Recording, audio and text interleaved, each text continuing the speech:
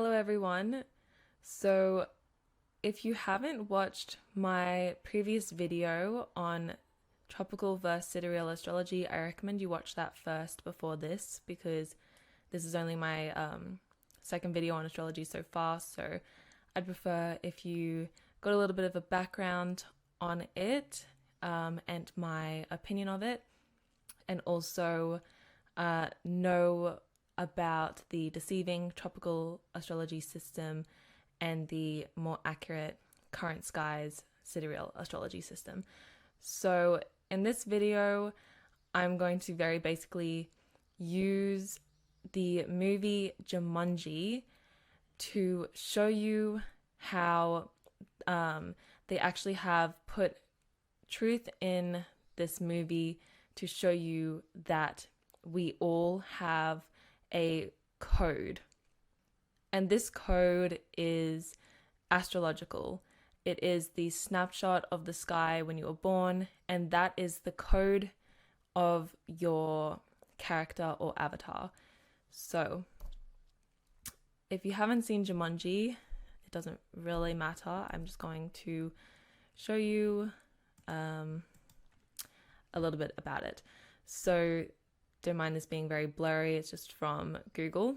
But this, in the film, these are just high school students and they basically were in detention. They found this game and they plugged it in and started playing it. And I want to use these high school students to represent your soul or your authentic self. This is who you really are. This is your true identity. It's your true self. And this is them prior to entering the game. Or this could be, in real terms, this is your authentic self prior to incarnating here on Earth in this realm. So this is then their characters in the realm. So Jumanji is the movie example of in real life it being Earth or the game, and then this is their avatars. So if you can see, they do not look the same, but here these are just game characters, so they all still have their same consciousness, and in here they still have their memories. They remember the outside world or the real reality, the real world. They remember where they came from and how they got there. So that's different because they don't have amnesia. Whereas here, we are born with amnesia, and we don't remember our true self unless we seek it, and we seek to find our true self. So, for example, I don't remember their names, but like this guy here with the map is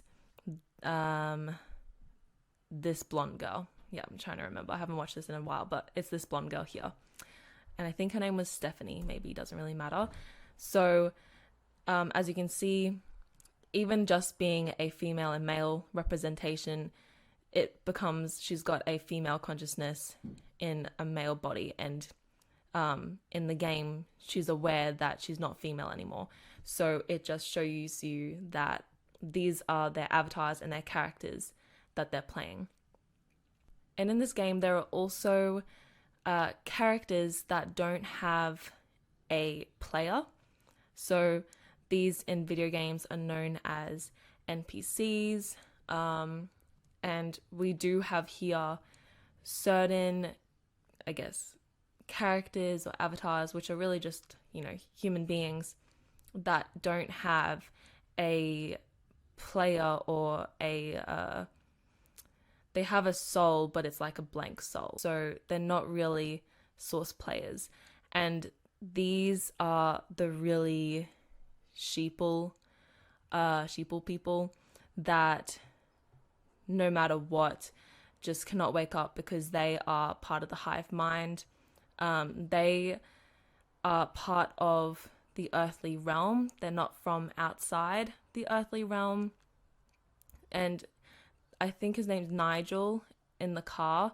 He, in this Jumanji game is the NPC, and they do realize this. They realize in the movie that Nigel is just an NPC, and he basically just has these lines that he speaks. So they are aware of that, and remember, these characters are the ones with the souls, and they have awakened, or they came in awake really, because it's not exactly, there's just truth in the movie. Like, it's not exactly replicating our true reality, but it kind of represents how some people who, or most of the people that do, have a soul with memory of the outside, they have awakened, and majority end up eventually realizing that some of the people here, whether you want to call them, some people want to call them like dead, they're dead, they're not spiritually alive, they don't have any spiritual connection to the monad or the infinite source that everything stems from. So that is that difference there. And those people that we have in real life here that really support the system, they aren't able to think for themselves. There's different theories. Some people say that they don't have an internal dialogue. That would be really interesting to test, but whether that's true or not, I'm not too sure. But either way, they definitely don't seem to be able to think for themselves. They are so easily influenced, they're so easily brainwashed and programmed, and there's just nothing in them that allows them to be free thinkers or remember their divinity. So how this movie shows us a little bit about astrology is in this scene. And if you are on YouTube, I recommend going to the description and clicking the link so that you can watch this video on Odyssey, because I have put in the snippet video of this scene, and it just, watching the whole scene helps to kind of envision this in relation to reality. I just couldn't put on YouTube because of the copyright laws, but essentially they're in the game and they are fully aware that they are just playing these characters. He eventually realizes, well, all games have levels and you basically just have to complete each level to finish the game. And he eventually thought, well, we must have strengths and weaknesses of some sort. And he accidentally opens up this representation of his strengths and weaknesses. And then they're all standing in a circle and they're looking at it and they realize, okay, our characters have these pros and cons. Our character has these internal or set programs to be good at certain things and bad at certain things. And in here it's just strengths and weaknesses. But how that relates to us is because when we incarnate here and we come in at a specific point in time, there is complete meaning to the time that we are born here and how we're born. We are actually given this code. So this right here is the astrological chart, and I want everyone looking at the screen to be now seeing this as your code. This is a birth chart or a natal chart, which is different to a transit chart. And this is just an example one. I used it in my original video. It's just a dummy chart like John Doe. I just made it up. And here, the best way to look at it is the red lines would be considered the weaknesses and the blue lines are the strengths. And that's just the relationship between the planets. So this is much more in depth than here, where there's just strengths and weaknesses. But the idea is that they're showing us in this movie that we all have a code and we all come in here with certain programs. And here it really helps them out because they realize that they're in a game and they realize that they are just playing these avatars, playing these characters, and they have to kind of start to figure out the game and figure out the purpose, which was to return the stone and call out Jumanji's name, because their goal was to leave the game. All they wanted to do was really get back home.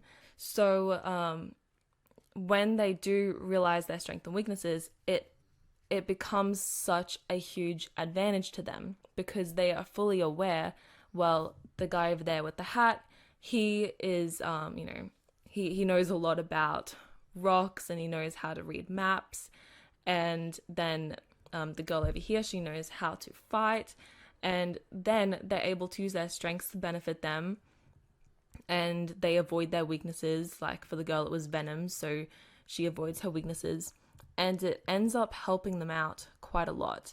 Now, the problem is, when we want to get into the ethics of it all, of being in a scripted reality, being able to sort of read about yourself on a piece of paper just by the date and time that you were born definitely questions free will and how much free will we have. To me, how I see it is that your free will comes through knowing yourself.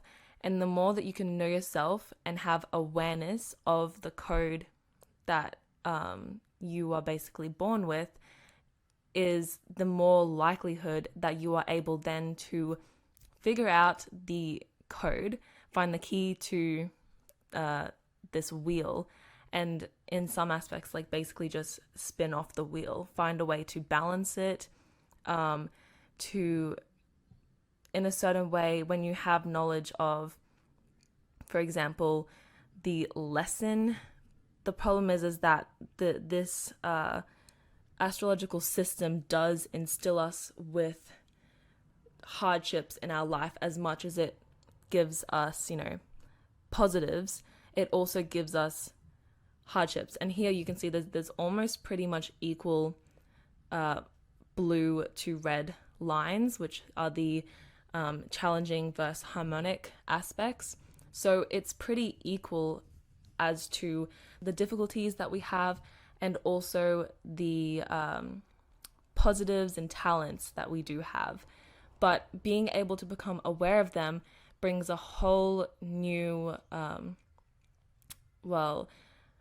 it changes your life in a very positive way, because that is part of knowing thyself. You start to get to know your soul's journey, and when you start to decode not only yourself, but if you're able to decode the matrix as a whole and start to see everything for what it is, then you now have the advantage of the game.